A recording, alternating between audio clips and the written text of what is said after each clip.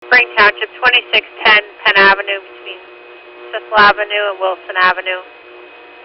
Motor vehicle accident, unknown injuries. Station 85, Rescue 85, Medic 6512, Spring Township, 2610 Penn Avenue. Motor vehicle accident, unknown injuries. 3 vehicles in traffic, 1610.